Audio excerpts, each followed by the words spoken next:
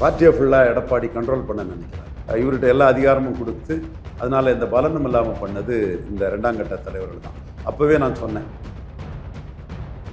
இந்த தோல்வியினால தான் அவங்க எதிர்க்கிறாங்களா? ஒருவேளை வெற்றி பெற்றிருந்தா எடப்பாடி தலைமையை ஏற்றிருப்பாங்களா? தோல்வினால மட்டுமில்லை, 3வது இடத்துக்கு ஸ்லிப் ஆயிட்டார். இப்போ பெஞ்சமின் காம்ப்ரமைஸ் பண்ணிட்டாரு, கேசி வீரமணி வந்து காம்ப்ரமைஸ் பண்ணிட்ட மாதிரி தெரியுது. டக்குன்னு ஒவ்வொருத்தரும் காம்ப்ரமைஸ் பண்ணுறதுக்கு தான் வாய்ப்புகள். இந்தியா அலையன்ஸ்ல விலகிட்டேன்றாரு சிவி சண்முகம். அப்படி சொன்னால் அது விஜய் அகாமடேட் பண்ணதுக்கு வசதியாக இருக்கும்னு நினைக்கலாம்.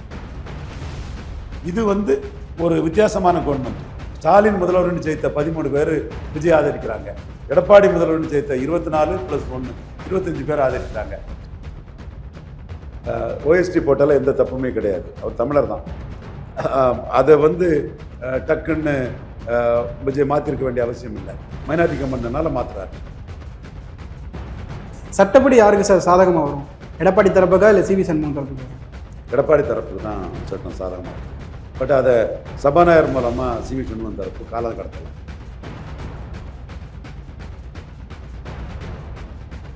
ஆச்சி மசாலா எந்த சமையலும் ருசி தேடும் ரகசியம் 20 ரூபாய். Taste the Milky Mist ice cream. Milky Mist ice creams. The debate நேயர்களுக்கு வணக்கம். இன்று நம்முடன் இணைந்திருப்பவர் அரசியல் விமர்சகர் திரு ரவீந்திர துரைசாமி அவர்கள். சார் வணக்கம் சார். வணக்கம் தம்பி. அதிமுக கடந்த 10 ஆண்டுகளை பல பிளவுகளை சந்திச்சிச்சு. இப்போ ஒரு பிளவு வந்திருக்கு. என்ன காரணம் சார்? என்ன நடக்குது அதிமுக? பார்ட்டியை ஃபுல்லாக எடப்பாடி கண்ட்ரோல் பண்ண நினைக்கிறாரு. அப்படி அவர் கண்ட்ரோலில் போகிறல தங்களுக்கு என்ன லாபம் இல்லைன்னு சிவி சண்முகம், வேலுமணி, விஜயபாஸ்கர் இவங்க நினைக்கிறாங்க. ஆக்சுவலாக ரெட்டை தலைமையாக நல்லா போயிட்டு இருந்த கட்சியை, ஒரே இலையில் எடப்பாடி ஒரே இலையில் பன்னீர்செல்வன் போயிட்டு இருந்த கட்சியை ஒற்றை தலைமையாக்கி இவர்கிட்ட எல்லா அதிகாரமும் கொடுத்து அதனால் எந்த பலனும் இல்லாமல் பண்ணது இந்த ரெண்டாம் கட்ட தலைவர்கள் தான்.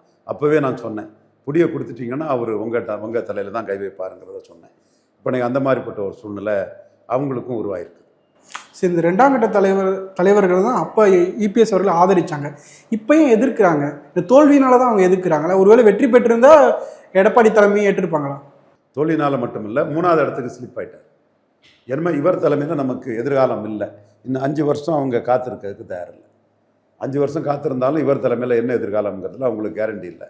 ஸோ அவங்க வந்து நேற்று வர ஆல்டர்னேட்டிவ் ஃபோர்ஸாக இருந்தாங்க. திமுக போனால் அதிமுக. அந்த இது அவங்களுக்கு ஹோப் இருந்தது. எப்படியும் நம்ம வந்துடும், ஒரு 2ஆம் முறை திமுக வந்ததில்லை அப்படின்னா 2ஆம் முறை திமுக வரல, ஓகே, அவங்க நினச்ச மாதிரி. ஆனால் இடத்துல விஜய் வந்துட்டார், 2வது ஸ்டாலின், 3வது எடப்பாடின்னு சொல்லும்போது இனிமேல் எப்படி இவரை நம்பி நின்று ஃபைட் பண்ணுறது? விஜய்க்கு மெஜாரிட்டி இல்லை. ஸோ மெஜாரிட்டிக்கு ஹெல்ப் பண்ண போனால் நமக்கு வந்து அமைச்சர் பதவி கிடைக்கும்னு அவங்க அரசியல் வியாபார கணக்கை அவங்க போட்டுட்டாங்க. இல்லை, இந்த அவர் எடப்பாடி அவர்கள் விமர்சிக்கிறதே அமைச்சர் பதவிக்காக தான் அவங்க போய் ஆதரவிக்கிறாங்க. 6 அமைச்சர்களும் 10 வாரிய தலைவருக்காக போகிறாங்க. ஆனால் இது கட்சி நடுவலுக்கு எதிரானதான் சார் இருக்கும் பார்க்குறாங்க. இல்லை, அதைத்தான் கட்சி தொண்டர்கள்ட்ட எடப்பாடி முன்னெடுத்துட்டு போகிறாங்க. ஏன்னா முன்னாடி அவர் பண்ணதில் வந்து அவருக்கு ஒரு கிராப்பிங் மென்டாலிட்டி இருந்தது. ஒற்றை தலைமையாக அவர் அபகரிக்கணுங்கிற ஒரு இது இருந்தது. இப்போ அப்படி இல்லை. இவரை ஏற்றுக்கிட்டவங்க ஆக்சுவலாக இவர் வந்து சுமார் 20 விழுக்காடு ஓட்டை மெயின்டைன் பண்ணிட்டார். யார்? எடப்பாடி. இது நம்ம எடப்பாடியை வந்து நெல்லை, தூத்துக்குடி, திருநெல்வேலியில் டெபாசிட் இலக்க வைப்பாருன்னு களத்துக்குள்ளே இறங்கி ஒர்க் பண்ணதுனாலும் சரி, இந்த முறையும் நம்ம பண்ணலாம் சரி, நம்ம பண்ணணும். பட் அவர் வந்து 20 விழுக்காடு ஓட்டை தக்க வச்சது வந்து இந்த சூழ்நிலையிலும் விஜயோட 35 விழுக்காடு விஜய் வந்து எல்லா கட்சியும் பாதித்து எடுக்கும்போது இவர் மக்களவைத் தேர்தலில் எடுத்த அதே 20 விழுக்காடுக்கு 21 விழுக்காடு வாக்கை ரெட்டையில் எடுத்துட்டாங்க. என்ன 2 எம்எல்ஏயா, ஐஜேகேயில் 2 பேர், மற்றபடி எல்லாமே வந்து ரெட்டையிலையில், மற்றபடி எல்லாமே அவர் கட்சி, அவர் கேண்டிடேட்ஸு. அதில் அவர் எடுத்துட்டாருன்னா அவருக்கு வந்து 24 கம்பேர் பண்ணும்போது ஸ்டாலினுக்கு பின்னடைவு இருக்குது, சீமானுக்கு இருக்குது. பட் அவருக்கு அந்த பின்னடைவு இல்லைங்கிறது நமக்கு தெளிவாக தெரியுது.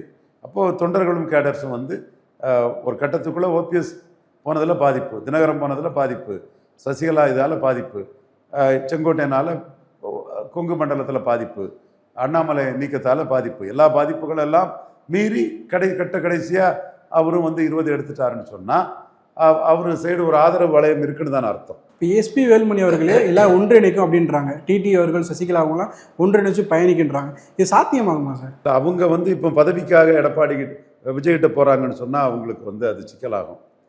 மேலும் அது இன்பதுரை வந்து ஜேஎம்எம் கேஸோட ஒப்பிட்டு 93 ஜேஎம்எம் கேஸில் அது கீழ்கோர்ட்டில் தண்டனை பெற்ற ஒரு கேஸில் கால்ஸ் ரைடிங் இதில் விஜய் அந்த டிசிடென்ட் ஏடிஎம்கே எம்எல்ஏ பார்த்ததை ஒப்பிட்டு அவர் இது வராரு. இவர் ரவிக்குமார் அதில் உள்ள விஷயங்களை பேசுகிறாரு, வில்சன் அதில் உள்ள விஷயங்களை பேசுகிறாரு, ஸ்டாலின் எப்போ வேணாலும் தேர்தல் வரலாங்கிறாரு. ஸோ இந்த இஷ்யூ எப்படி வரப்போகுது என்ன இதை போகிறதில் புதிய ஒரு தலைவரான விஜய்க்கே வந்து ஹி வில் திங்க் ட்வைஸ். அப்போ இவங்களுக்கு வந்து விஜய்கிட்ட என்ன கேரண்டி கிடைக்க போகுதுங்கிறது பெரிய கேள்விக்குறி. 90 நாள் தள்ளி போடலாம். டிஸ்குவாலிஃபிகேஷனை எடப்பாடி கொடுத்துருக்காரு. கொறடாவை கட்சி தலைவர் தான் நியமிக்க முடியும்.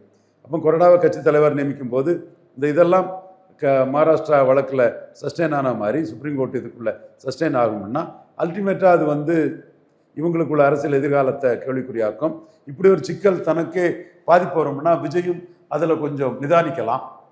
ஸோ விஜய் பற்றி பல தகவல்கள் வருது.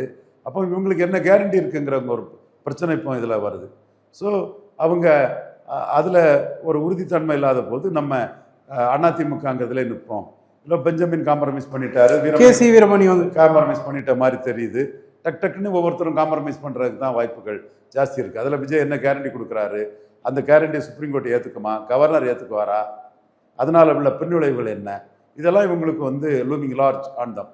ஸோ பொதுவாகவே ஒரு விமர்சனம் வந்துகிட்டு இருக்கு, தீய சக்தின்னு சொன்ன அதிமுக ஆதரவுலையா விஜய் வந்து ஆட்சி அமைக்க போறாரு அப்படின்னு சொல்லி விமர்சனம் வச்சுக்கிட்டு இருக்காங்க. ப்ராக்டிக்கல் பொலிட்டிக்ஸில் விஜய் 108 தான் வந்திருக்க நிலைமையில இதெல்லாம் காம்ப்ரமைஸ் பண்ணி தான் ஆகணும், சமரசம் பண்ணி தான் ஆகணும். இடதுசாரிகள் காங்கிரஸ் விசிகாலாம் சப்போர்ட் பண்ணுறாங்களா சார்?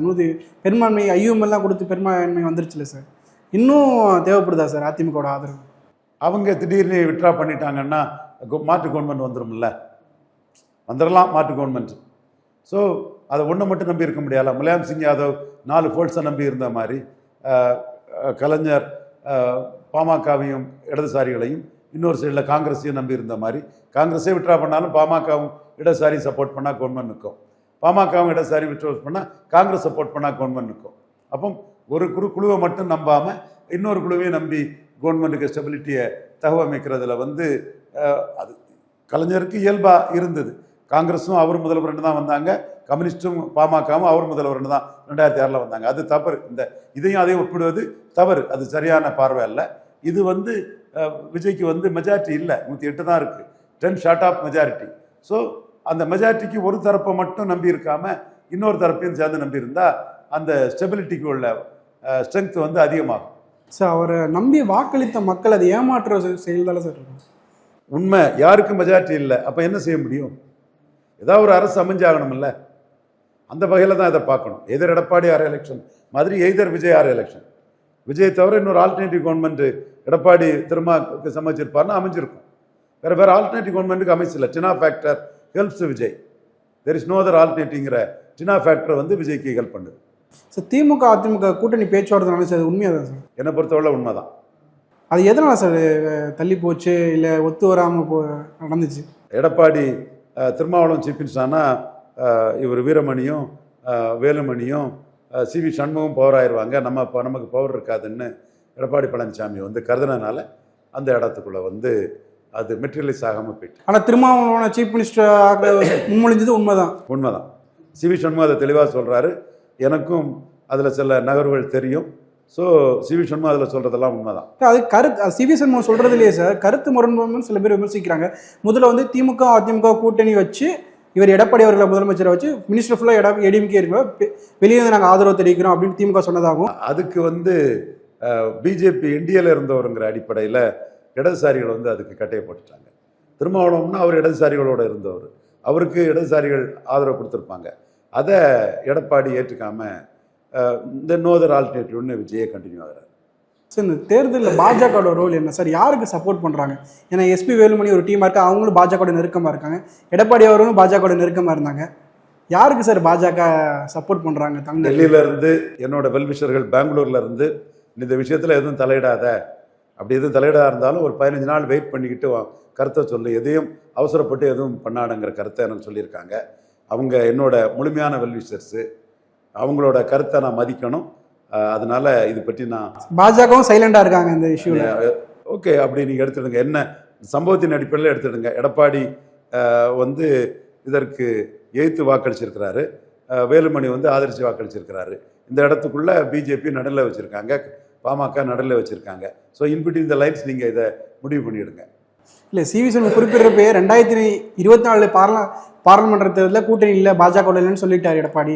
அதற்கப்புறம் டெல்லிக்கு திடீர்னு வராரு, அமித்ஷா பார்க்கணுன்றாரு, கூட்டணி வச்சாரு. எங்கிட்ட எதுவுமே டிஸ்கஸ் பண்ணல, எங்கிட்ட கலந்து ஆலோசிக்கவே இல்லை. பாஜக ஒரு கூட்டணி வச்சிட்டாரு, அது எங்களுக்கு பிடிக்கல. அதே மாதிரி இப்போ கூட அவங்க வந்து நாங்கள் எந்த கட்சி கூட்டணியும் இல்லை, இந்தியா அலையன்ஸ்லேருந்து விலகிட்டேன்றாரு சிவி சண்முகம். அப்படி சொன்னால் அது விஜய் அகாமடேட் பண்ணதுக்கு வசதியாக இருக்கும்னு நினைக்கலாம். நான் என்டிஏல இல்லைன்னு சொல்கிறது விஜய் அகாமடேட் பண்ணுறதுக்கு, விஜய் இவங்களை அகாமடேட் பண்ணுறதுக்கு வசதியாக இருக்கும்னு நினைக்கலாம். யார் மேலே ஊழல் குற்றச்சாட்டு சொன்னாங்களோ, அவங்களை எதிர்த்து நின்றாங்களோ, அவங்களே ஆதரிக்கிறது. அது நிச்சயமா இது நடக்கும்போது மக்கள் மத்தியில் அது பிரச்சனையாகும், விஜய்க்கு இமேஜ் பாதிக்கப்படும். சார், இந்த தேர்தலில் யார் சார் சாணக்கியா இருந்தது? விஜயோட அந்த விஜய் சென்ட்ரிக் எலெக்ஷன், முதன்மை சக்தி, ஆட்சியில் பங்கு எல்லாமே அவருக்கு கை கொடுத்துட்டு. சார், தாவேகா ஆட்சி அமைச்சு 6 நாட்கள் ஆயிடுச்சு. அமைச்சர்களுக்கு இலக்கா ஒன்றும் ஒதுக்கப்படலை. யாரா எந்த இலக்கா அப்படின்னு சொல்லி ஒதுக்கப்படல. அதே மாதிரி அமைச்சர் ஏன் தாமதம் சார்? நீங்கள் அதில் எக்ஸ்பீரியன்ஸ் பர்சனாட்டு செங்கோட்டை மட்டும்தான் இருக்கிறார். ஸோ எல்லாமே அனுபவம் குறைஞ்சவங்க. இதை நாம் வந்து ஒரு பெரிய குற்றச்சாட்டாக வைக்க வேண்டியதில்லை. அஃப்கோர்ஸ் நம்ம விஷன் கிளியர், மோடிக்கு நம்ம இங்கே அச்சீவ் பண்ணுங்கிறதுக்குள்ளே நம்ம பண்ணுறோம். அதுக்கு காலமும் நேரமும் நிறைய இருக்குது, பல நகர்வுகள் அதுக்கடையில் வரும். பட் எதற்கெடுத்தாலும் இவங்களை வந்து சின்ன சின்ன விஷயங்களுக்கு குறை சொல்ல வேண்டியதில்லை.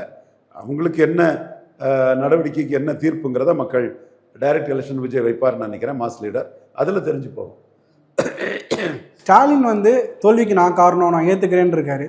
எடப்பாடி வந்து அவர் தோல்வியை அவர் தலைமைக்கு ஏற்றுக்கலை. அதே மாதிரி 47 தொகுதியை பெரும் வெற்றின்னு சொல்கிறாங்க, எடப்பாடி சொல்கிறாருன்னு அந்த எஸ்பி வேலுமணி சிவி சண்முகம் சொல்கிறாங்க. இல்லை, அதாவது எடப்பாடி 41 விழுக்காடு வாக்கு இருந்த ஜெயலலிதா கட்சியை 20 கொண்டு போயிட்டார். ஆனால் 24 மெயின்டைன் பண்ண 20 26 மெயின்டைன் பண்ணுறாருங்கிறது மறுக்கவோ மறைக்கவோ முடியாத உண்மை இல்லை. நான் எதிராக தான் பண்ணினேன், நான் மறுக்க வரல. பட் இந்த உண்மையை மறைச்சிக்கிட்டு நம்ம பேசணும்னா அது எப்படி நியாயமாகும்?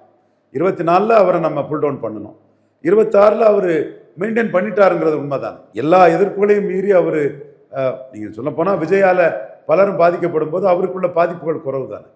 காரணம் வன்னியர்கள் 10.5. அதே மாதிரி கலைஞருக்கும் பெரிய பாதிப்பு வரும்போது கலைஞரை மற்ற பகுதியில் காப்பாற்றினது வன்னியர்கள் தான். ஆனால் தென் மாவட்டம் கொங்கு பெல்ட்டில் அதை அடி வாங்கிருன்னு புரிஞ்சுக்கலாமா சார்? உண்மை. செங்கோட்டையன் நீக்கம் அதெல்லாம் கொங்கு பெல்ட்டில் பாதிப்பு. இப்போ வேலுமணி நீக்கமும் கொங்கு பெல்ட்டில் பாதிக்கும். அண்ணாமலையை நீக்கினதும் கொங்கு பெல்ட்டில் பாதிச்சுது. செங்கோட்டை நீக்கமும் கொங்கு பெல்ட்டில் பாதிச்சுது. ஆனால் வன்னியர் பெல்ட் அவர் கை கொடுத்துருக்கு. கொங்கு பெல்ட்டிலையும் கரூரில் அவர் தான் parliament strength wise number 1. MR Vijayabhaskar போன பிறகு அதில் சில பாதிப்புகள் வரலாம். 26 ரிசல்ட் படி அந்த 6 தொகுதிக்குள்ளே கரூர் பார்லிமெண்ட்டுக்குள்ளே பிஜேபி எடப்பாடி தான் நம்பர் 1. அதே மாதிரி வன்னியர் பெல்ட்டுக்குள்ளே பிஜேபி எடப்பாடி தான் பல தொகுதிகளுக்குள்ளே நம்பர் 1. ஸோ என்டிஏக்கு வந்து ஒரு சில்வர் லைனிங் இருக்குது, நான் இல்லைன்னு நம்ம எதுவும் சொல்ல முடியாது. சரி, இப்போ அதிருப்தியில் இருக்க எஸ்பி வேலுமணி சிவி சண்முகம் அந்த டீமுக்கு அமைச்சர்கள் இடம் கண்டிப்பாக கொடுப்பாரா விஜய்? விஜய் தான் அது முடிவு பண்ணணும். It is up to Vijay to decide. Pros and cons பார்த்து லீடர் தான் முடிவு பண்ணணும். அவரே சொல்லிட்டார், பவர் சென்டர் கிடையாது, நான் தான் முடிவு பண்ணுவேன்னு. அதனால தான் அவருக்காக சில விஷயங்களை நானே த்ரோ பண்ணி விட்றேன். It's up to him to decide. இதில் அவர் சந்திரபாபு நாயுடு அமைச்சரில் இடம் கொடுத்தார், ஒய்எஸ்ஆர் காங்கிரஸ்லேருந்து வந்தவங்களுக்கு சந்திரபாபு கொடுத்தார். இதில் அவர் கொடுத்தாலும் கவர்னர் பதவியேற்பெல்லாம் பண்ணி வைப்பாராங்கிற ஒரு கொஸ்டினை இன்பதுரை தரப்பு, எடப்பாடி தரப்பு வந்து அதை ப்ளே பண்ண பார்க்குறாங்க. சட்டப்படி யாருக்கு சார் சாதகமாக வரும்? எடப்பாடி தரப்புக்கா இல்லை சிவி சண்முகம் தரப்புக்கா? எடப்பாடி தரப்புக்கு தான் சட்டம் சாதகமாக இருக்குது. பட் அதை சபாநாயகர் மூலமாக சிவி சண்முகம் தரப்பு காலம் கடத்தலாம். அந்த அதிகாரம் இருக்கா சார் சபாநாயகருக்கு? பண்ணத்தானே. ஜுடிஷியரி வேறு, எக்ஸிக்யூட்டிவ் வேறுங்கிறதுல சபாநாயகர்களுக்கும் ஜுடிஷியரிக்கும் மோதல் வரத்தானே செய்யும். தேஷ்பாண்டே மோதினார், அந்த மாதிரி ஒரு மோதக்கூடிய சபாநாயகராக நான் பார்க்கல. அது மட்டும் இல்லை, 108 தான் விசிலுக்கு இருக்குது மைனாரிட்டி கவர்மெண்ட் போது. அந்த மோதல் போக்க கான்ஃபரன்டேஷனை விஜய் கடைப்பிடிப்பாருன்னு நான் கருதலை. ஏன்னா அந்த ஓஎஸ்டி போட்டால எந்த தப்புமே கிடையாது, அவர் தமிழர் தான். அதை வந்து டக்குன்னு விஜய் மாற்றிருக்க வேண்டிய அவசியம் இல்லை, மைனாரிட்டி கவர்மெண்ட்னால மாற்றுறாரு. சரி, இப்போ அந்த அதிருப்தியில் இருக்கிற எம்எல்ஏக்கள் வந்து அவங்க பதவி ராஜினாமா பண்ணிட்டு தாவேக்கால இணைய வாய்ப்பு இருக்கா சார்? அதுவும் ஒரு ஸ்ட்ராட்டஜி தான். மத்திய பிரதேசில் இது ஜோதிராதித்ய சிந்தியா அவரோட ஆதரவாளர்கள் பாஜக காங்கிரஸ்ல இருந்து காங்கிரஸ்ல இருந்து கமல்நாத் கவர்மெண்ட்ல இருந்து ஜெயித்த மாதிரி அதுவும் ஒரு வாய்ப்பு உண்டு. பார்லிமெண்ட்ல ஜெயித்ததும் பாஜக காங்கிரஸ்ல இருந்த கவர்மெண்ட்டை தட்டி தூக்குனாங்க, அந்த மாதிரி ஒரு வாய்ப்பும் இங்கே உண்டு. சரி, இப்போ எடப்பாடி எப்படி சார் சமாளிப்பார்? நல்லாவே சமாளிக்கிறார். இவர் தளவாய் சுந்தரம், இன்பதுரை எல்லாம் அவருக்காக கடுமையாக நின்று ஃபைட் பண்ணுறாங்க. முக்கிய பிரச்சனை என்ன சார் பார்க்குறீங்க AIADMK? Success has so many fathers, failure is always an orphan. So இந்த தோல்வி தான் காரணம். அதிமுக உள்ள பிரச்சனைக்கு தோற்று 3வது போனது தான் காரணம். ஒருவேளை 2வது இடத்துக்கு வந்தால் இந்த பிரச்சனையே நடந்திருக்காது. 2வது இடத்துக்கு வந்தால் அடுத்த ஆள் ஆல்டர்னேட்டிவாக வந்துடுங்கிற நம்பிக்கை இருக்கும். 3வது ஸ்லிப் ஆனனால தான் அந்த பிரச்சனை. சார், திமுகவில் வந்து ஒரு வாரிசு அடிப்படையில் தலைவர் இருக்கனால அதிருப்தி வரல, தலைவர்கள் எதிர்த்து யாரும் பேச வரல. அதிமுகலேருந்து வாரிசு அரசியல் இல்லை, அதனால தான் எதிர்த்து பேசுகிறாங்க பொருள் எழுதும்போது. அது உண்மையா சார்? யூனிஃபைங் ஃபோர்ஸாக ஒரு அரசியல் கட்சி இருக்கணும்னா அதுக்கு வந்து வாரிசு அரசியல் அக்செப்டன்ஸ் வந்து முக்கியமாக இருக்குது. அந்த வாரிசை தவிர இன்னொருத்தருன்னு சொன்னால் அது வந்து சண்டையாகுது. வாரிசுன்னு சொல்லும்போது அக்செப்டன்ஸ் வருது. ஸோ வாரிசு அரசியல் ஜனநாயகத்தில் வாரிசு அல்லாதவர்களுக்கு இடைஞ்சல் தான். இப்போ ஸ்டாலின் எழும்பி வரும்போது திறமை மிக்க வைகோவுக்கு வந்து அந்த வாய்ப்பு போகுது. ஆனால் ஸ்டாலின் எழும்பி வந்ததுனால தான் திமுக இன்டாக்டாக போகுது. அதே மாதிரி யூனிஃபைங் ஃபோர்ஸ் ஆஃப் காங்கிரஸ் கட்சி நமக்கு பிடிக்குதோ பிடிக்கலையோ இந்திரா காந்தி குடும்பம் தான். இதே மாதிரி இந்தியாவில் வந்து யூனிஃபைங் ஃபோர்ஸ் ஆஃப் ஜேடியூவே நிதிஷ்குமாருக்கு பையங்கிற சூழ்நிலை தான் இப்போ வருது. அதே மாதிரி ஆர்ஜேடிக்கு தேஜஸ்வி யாதவ், எஸ்பிக்கு அகிலேஷ் யாதவ், அந்த மாதிரி கட்சி நிலச்சி ஓடணும்னா வாரிசுங்கிறது கூட ஒரு ப்ளஸ்ஸாக தான் வந்து நிற்குது. ஏஜிபிக்கு வாரிசு இல்லை, அசாம் கன பரிசத்துக்கு வாரிசு இல்லை. என்ன ஆகுது? வாரிசுகளும் எல்லா வாரிசுகளையும் மக்கள் ஏற்றுக்கொள்ளவும் இல்லை. அதையும் நம்ம பார்க்கணும். சார், குதிரை பேரம் நடந்துச்சு, கண்டிப்பாக நடந்திருக்குங்கிற கூடிய அந்த குற்றச்சாட்டின் பிரேமலதா விஜயகாந்தின் குற்றச்சாட்டு நியாயமானது, சரியானது தான். இல்லை, அன்று சட்டசபையிலே பிரேமலதா விஜயகாந்த் பேச்சுன்றது அனைவரும் கவரப்பட்டுச்சு. அனைவரும் அந்த பேச்சை உற்று கவனித்தார்கள். குதிரை பேரத்தையும் பற்றியும் மன்னார்குடி எம்எல்ஏ அவங்க அந்த இஷ்யூ பற்றி எல்லாத்தையும் இது பண்ணுவாங்க. அதே மாதிரி வந்து ஜோசியரை வந்து அரசு பணியில் நியமித்தையும் அவங்க விமர்சிச்சிருந்தாங்க. நான் ஜோசியர் விஷயத்தில் நான் மாறுபடுறேன்.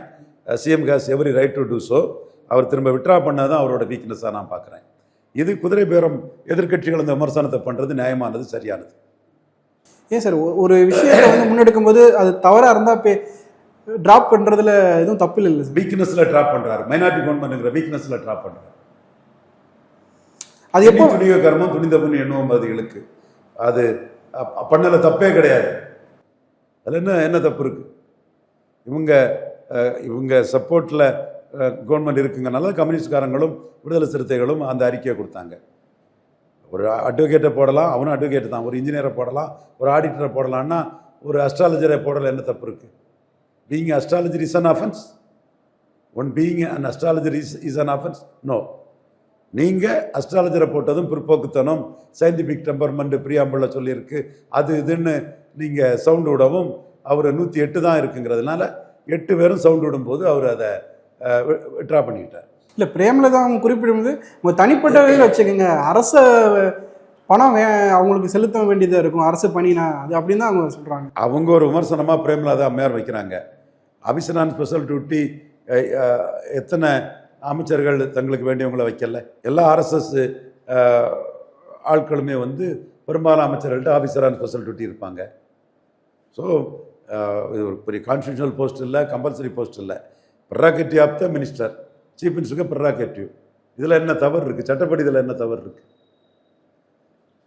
இது விமர்சனம் வைக்கிறதுல தப்பு இல்லை, சட்டப்படி இதில் தவறு இல்லை. சிஎம் இதை நியமித்தது தவறல்ல, விட்ரா பண்ணது தான் அவருக்கு பலகீனம். அதுதான் என்னோட கருத்து. விட்ராவல் பண்ண ஒரு ஆளுமை கேள்விக்குரியாவும் புரிஞ்சுக்கலாமா சார்? கண்டிப்பாக மைனாரிட்டி கவர்மெண்ட்னால தான் அந்த விட்ராவலுக்கு ஒரு போக வேண்டியது இருக்குது. சார், 10 லட்சம் கோடி கடன் இருக்குன்னு சொல்லியிருக்காரு தமிழ்நாட்டில். இது எப்படி சார்? அவர் திட்டங்கள் பல வாக்குறுதிகள் கொடுத்துருக்காரு. இது ஆஸ்பிரேஷனல் ஓட்டை வாங்கி ஜெயித்துட்டு வர்றது எல்லாருக்குமே வழக்கம்தான். ஒரு ஆஸ்பிரேஷனில் கொடுத்தா தான் ஓட்டு போடுவான். 1000 தான் வச்சுருக்கிறாரு, அவர் எவ்வளோ சொன்னார். ஏதோ இதெல்லாம் நம்ம ரொம்ப ஸ்ட்ரிக்டாக பார்த்துட்டு போக முடியாது. இந்த 5 ஆண்டுகள் எப்படி சார் இருக்கும் விஜய் முதலமைச்சர் அவர்களுக்கு எப்படி சார் இருக்கும்? எத்தனை ஆண்டுகள்ங்கிறது வரும் நாட்களில் தான் தெரியும். எய்தர் விஜய் எலெக்ஷனுங்கிறது இருக்குது. பட் மைனாரிட்டி கவர்மெண்ட்டுங்கிறது விஜய்க்கு இமேஜை ட்ரெண்ட் பண்ணிட்டு தான் இருக்கும், பலகீனப்படுத்திட்டு தான் இருக்கும். 2006 மைனாரிட்டி கவர்மெண்ட் இருந்துச்சு சார். அது வந்து ஃபுல் மெஜாரிட்டி சப்போர்ட்.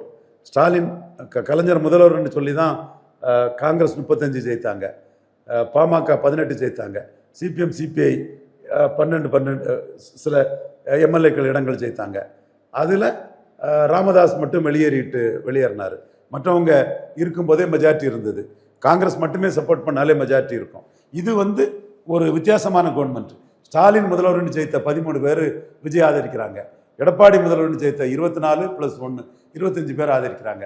ஸோ அன்னைக்கு கோகரண்டா கலைஞர் முதல்வர்னு ஜெயித்தவங்கெல்லாம் ஆதரித்ததுக்கும் இவர் ஸ்டாலின் முதல்வர்னு ஜெயித்துக்கிட்டு விஜய் ஆதரிக்கிறதுக்கும் எடப்பாடி முதல்வர்னு சொல்லிட்டு விஜய் ஆதரிக்கிறதுக்கும் குவாலிட்டேட்டிவ் டிஃப்ரென்ஸ் தெளிவாகவே இருக்கு சார். மறு தேர்தல் வர வாய்ப்பு இருக்குமா சார்?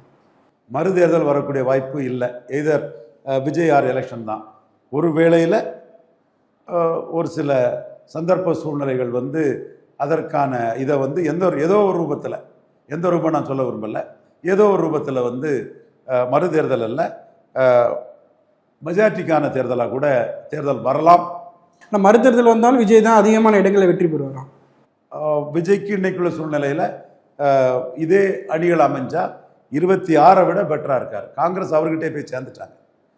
சொல்லிட்டாங்க, காங்கிரஸ் சொல்லிட்டாங்க. பார்லமெண்ட் தேர்தலையும் திமுக 26 பலகீனமாக இருக்காங்க, எடப்பாடி 26 பலகீனமாக இருக்காங்க, சீமான் சீமானு கிடைச்சிருக்கு.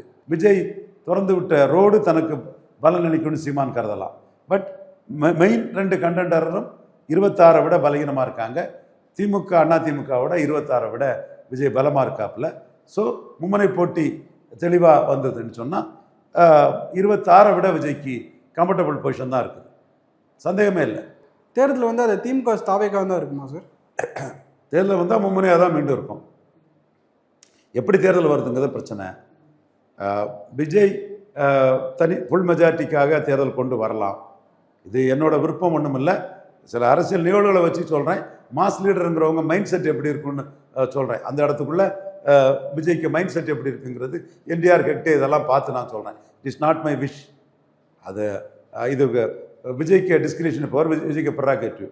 பட் அது மைனாரிட்டி கவர்மெண்ட்டை 108 கன்னியூ பண்ணிட்டு போனால் சட்டசபையில் உதயநிதி ஸ்டாலின் பெரிய அளவு ஷைன் பண்ணிட்டு இருப்பார். விடி சதீஷன் நாயர் ஷைன் பண்ணி பெரிய லெவலில் மக்களால் இன்னைக்கு ராகுல் காந்தியே மிரட்டியா அமைதியில் தோக்கடிச்ச மாதிரி தோக்கடிச்சு போனோம். என்ன நினச்சிட்டு இருக்கா எங்கள் சிஎம் கேண்டிடேட் சதீஷன், நீ என்ன வேணுகோபாலை நிறுத்திடுவியா, என்ன நினச்சிட்டு இருக்கேன்னு மக்கள் திரண்டு இடமும் விடி சதீஷனுக்கு கொடுக்க வேண்டிய சூழலை வந்ததுன்னா சட்டசபையில் விஜயனை எதிர்த்து அவர் களமாடினதும் அது கேரள மக்கள் மத்தியில் ஒரு பெரிய ஹீரோவானது தான் காரணம். இப்போ அப்படி ஒரு ஹீரோயிசம் வந்து மைனாரிட்டி கவர்மெண்ட் நடத்துகிற விஜய்க்கு எதிராக இவருக்கு உதயநிதி ஸ்டாலினுக்கு கிடைக்குது. அது பெரிய அளவில் அது ஹைலைட் ஆகுது. இத்தனைக்கும் உதயநிதி ஸ்டாலினுக்கு டெலிகேட்டட் பவர் தான். Stalin alone can do and do things in DMK.